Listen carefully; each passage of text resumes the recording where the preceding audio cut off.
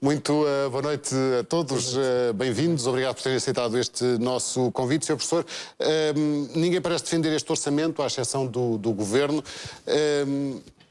Se tivéssemos que hierarquizar o que está mal, do seu ponto de vista, qual é o principal erro?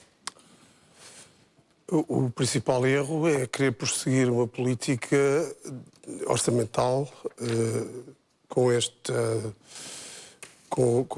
fundamentalismo. Não é? Uma política, o que está mal é o fundamentalismo. E o fundamentalismo que permeia a elaboração deste orçamento.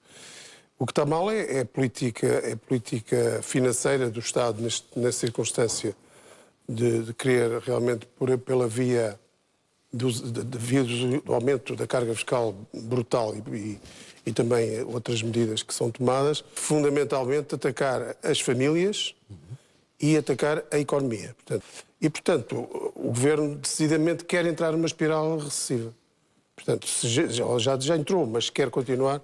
Portanto, vai ter os resultados desta política. Era o Sr. Professor, mas pegando nesta necessidade de dinheiro por parte do Estado, esta mexida nos escalões do IRS é o principal instrumento para conseguir lá chegar? O objetivo do Governo ao elaborar este orçamento é atingir aquilo que não conseguiu em 2012, que é atingir um déficit de 4,5%. Esse déficit... É possível, do seu ponto de vista, com esta... Enfim, o aumento de receita são os 38 mil milhões para 41 mil milhões de aumento da receita. E o corte da despesa previsto é à volta de só de 1.000 milhões. Ou seja, o Governo, de facto, não está a atacar questões essenciais,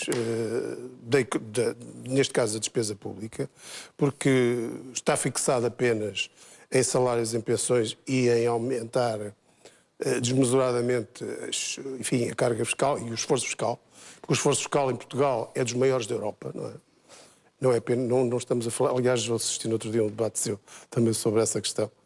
E, de facto, é verdade, o esforço é tremendo já sobre as famílias. E quando isenções fiscais, por exemplo, isenções fiscais, nós temos um absurdo ainda de isenções fiscais. Nós temos 8.500 milhões de isenções fiscais.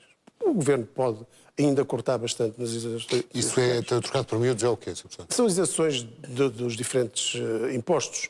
IRC, IVA, IMI, IRS. Por exemplo, só para falar do IMI. O IMI prevê um aumento da receita fiscal à volta dos 360 milhões, só para nos situarmos apenas nisso. Mas, de qualquer modo, o IMI de isenções fiscais são 850 milhões.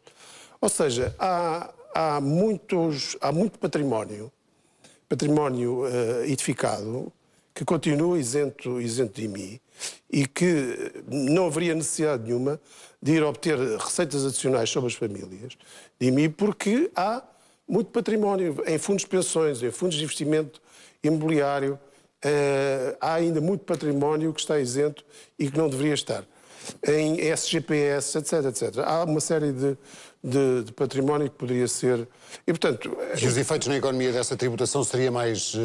e no dia-a-dia dos contribuintes, seria preferível a estes cortes, por exemplo, nos subsídios de desemprego, nos subsídios de doença, que estão previstos neste orçamento de Estado? Exatamente, ou seja, o Governo tem onde fazer poupanças de 4 mil milhões e não está a olhar para elas. Por exemplo, o caso das PPPs. No caso das PPPs, o que se está a passar realmente é risível, porque o Governo, neste caso, as Estradas de Portugal, o que está a fazer é, digamos, eliminar determinados troços que estavam previstos executar e depois diz que reduziu as PPPs em valores, aliás, muito risíveis. Por outro lado, está a transferir encargos de conservação de troços rodoviários para as estradas de Portugal.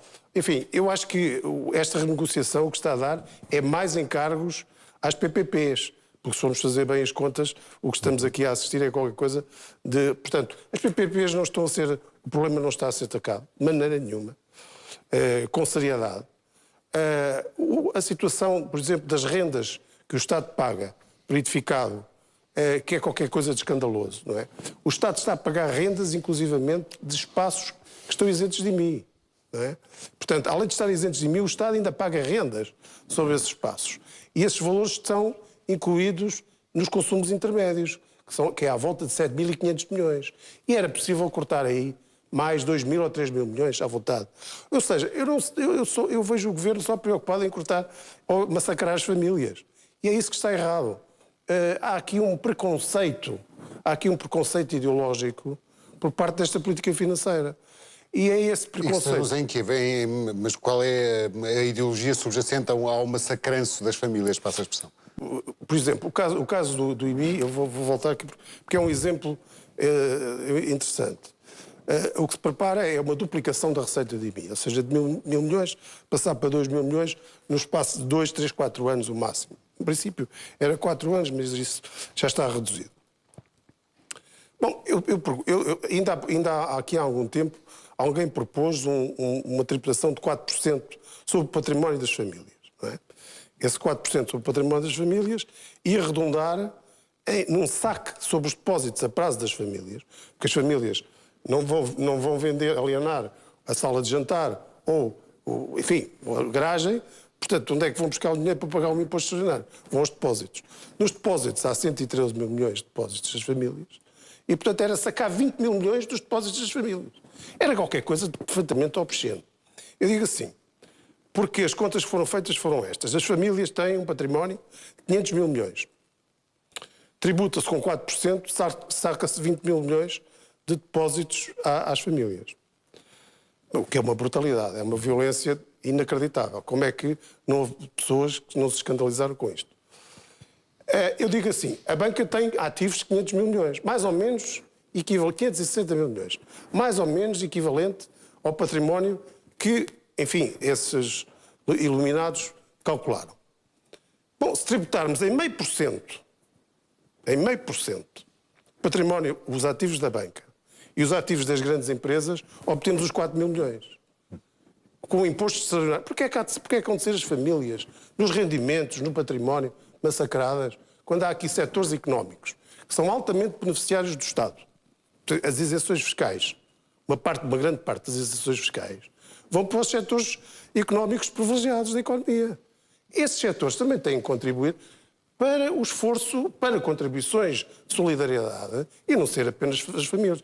Por isso é que eu digo, este mecanismo de tributação, de que este orçamento se reveste, estes mecanismos são baseados em preconceitos. Porque é assim, vamos tirar as famílias para dar aos setores económicos privilegiados. Portanto, é isto que eu digo que é o preconceito ideológico.